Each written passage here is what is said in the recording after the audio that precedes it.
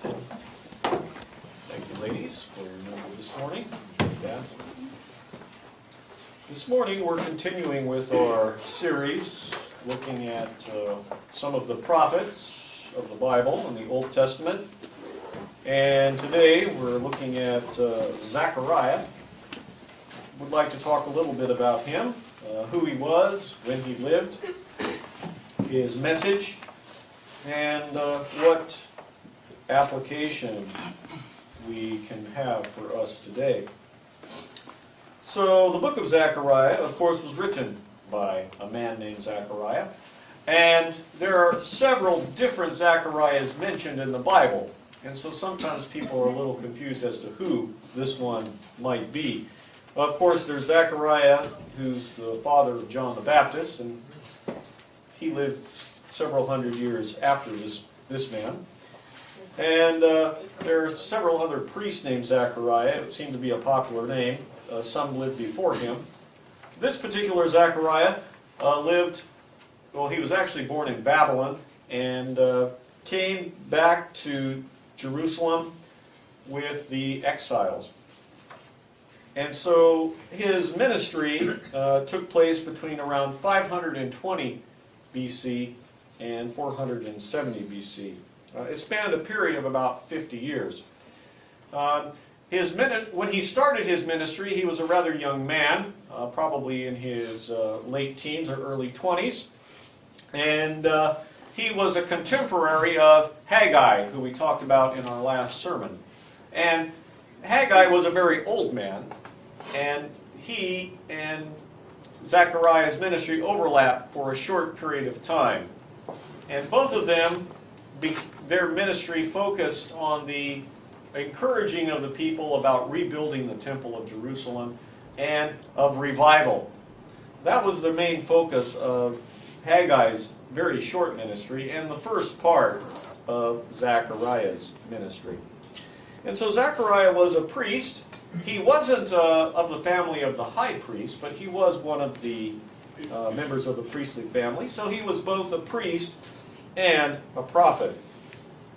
And the time that he was writing, as with Haggai, was a time when the people had become discouraged and also a little bit lazy in their rebuilding of the temple of God.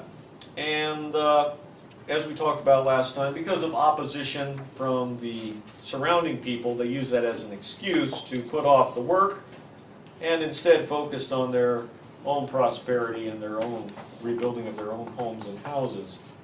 And so, in partnership with Haggai, Zechariah called on the people to reform and to return to the work of repairing the house of the Lord. This was only the focus of the first part of his ministry. And there are actually several different messages which Zechariah delivered. After looking at these messages of exhortation and calling the people to revival, Zechariah also offered a number of messages relating to the future of the people, and also some very important messages related to the coming of the Messiah.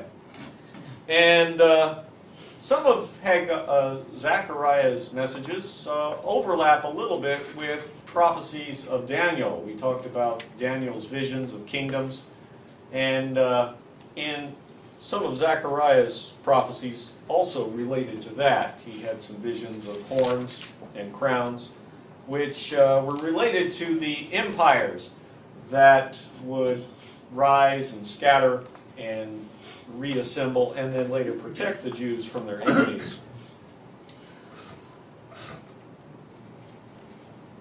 Zechariah's message was also one that went beyond just the Jews themselves. His message taught that salvation could be obtained by all. And the final chapter of his book talks about people from all over the world coming to worship God. Now, sometimes people take this to mean that Zechariah was preaching something we call universalism, which means everybody is going to be saved, or everybody is going to accept God, and then the world will live together in happiness and peace. And of course, Zechariah was not saying this at all.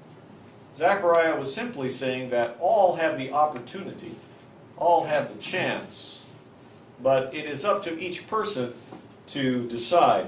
And in this way, his message is a similar message that would come later in the very famous passage that we find in John 3:16. That God wants all to be saved, and He provides the opportunity to each and every one. But it is each individual's choice to accept or to reject that invitation and that gift that is available freely from God. Zechariah's message also has the theme of God in control, in the past, in the present, and the future.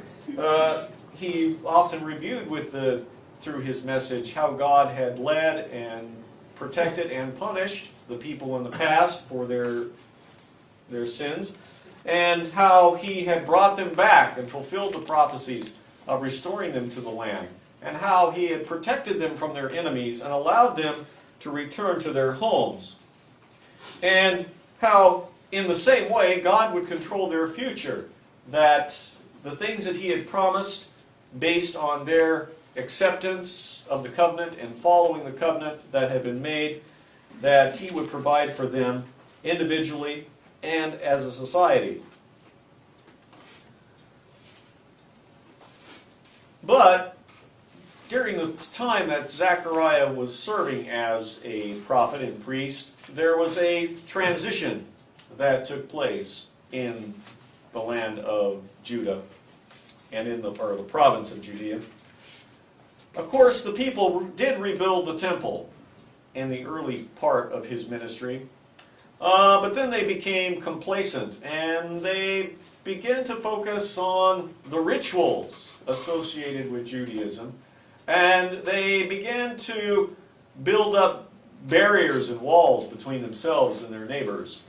In the past, the Jews had made the mistake of freely associating with their neighbors, of joining them in their idolatry.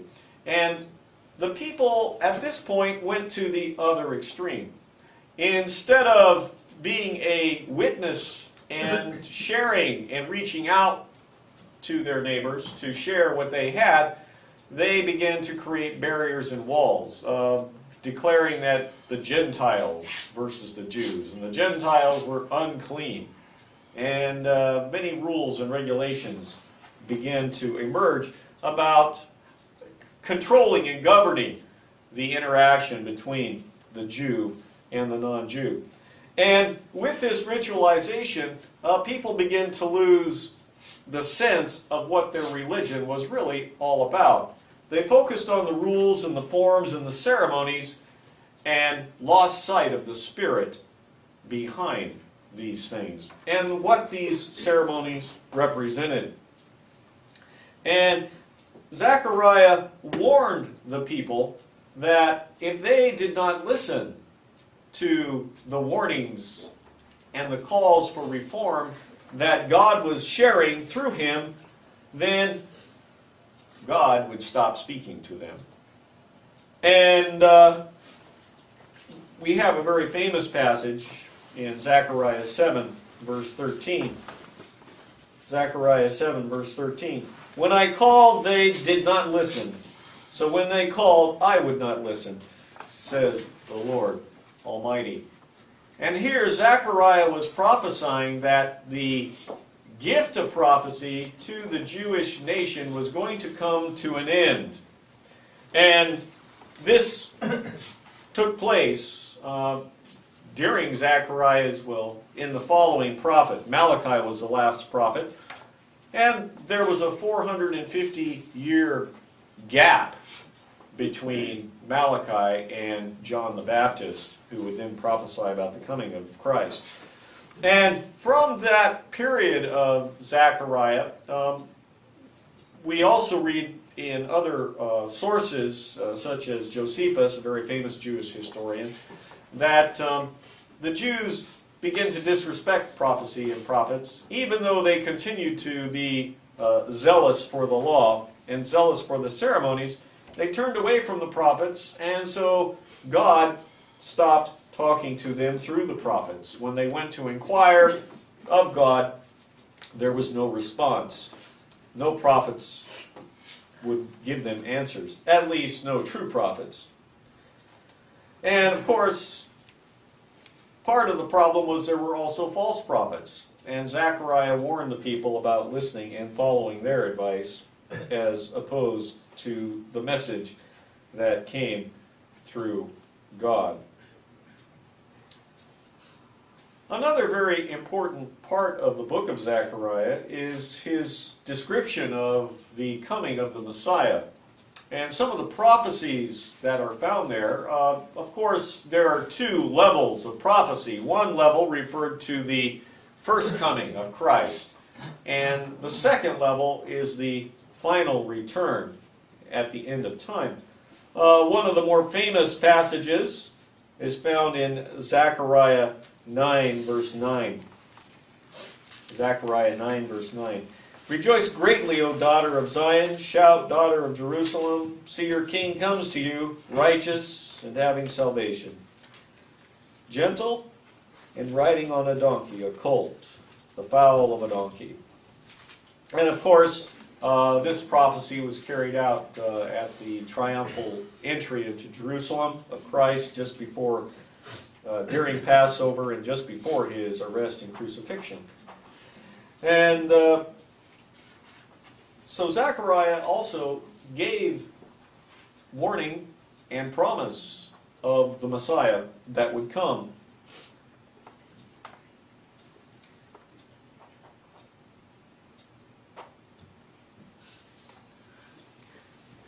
Zechariah's teachings and prophecies match his name.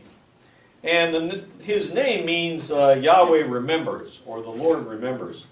And much of his prophecy and messages are to remind the people that God has not forgotten them, that they can see from the past, they can see where they are now, that God has remembered and carried out the promises that were made.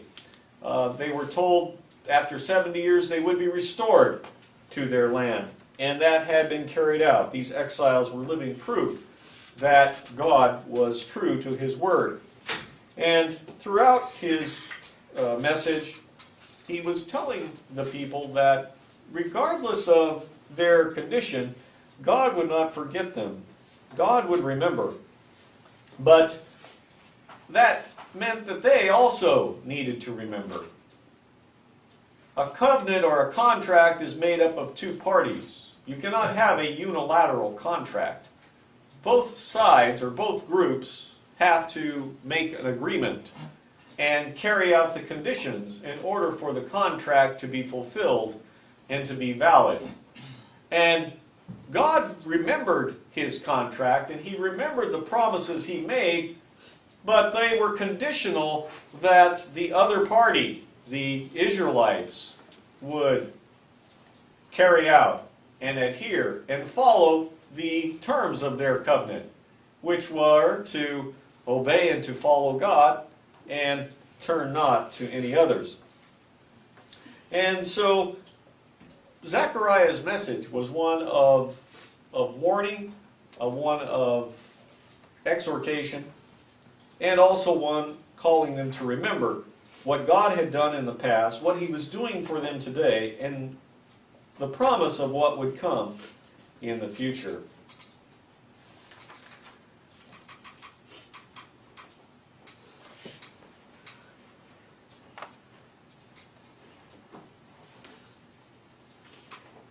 Sometimes, when we look at these prophecies and we look at these books, particularly the minor prophets, such as Zechariah, people wonder, well, what value does this have for us today? Why should we read this book, and what can we gain from this?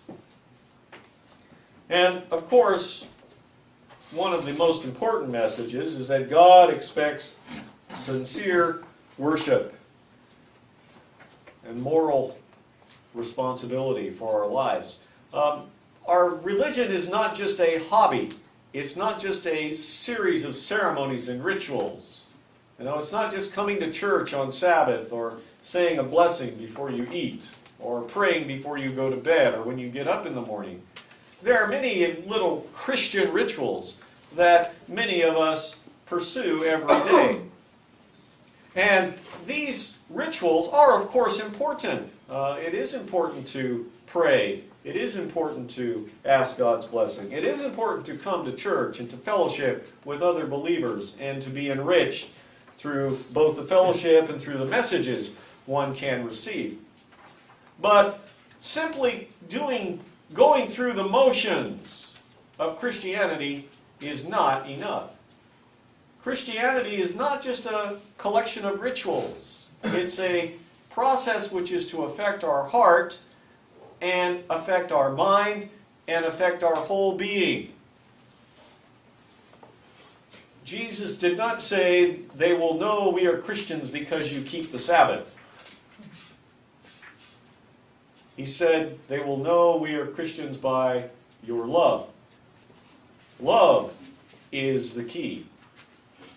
And we have to be a living testimony to this Christian love. Through our daily words, through our actions, how we treat people.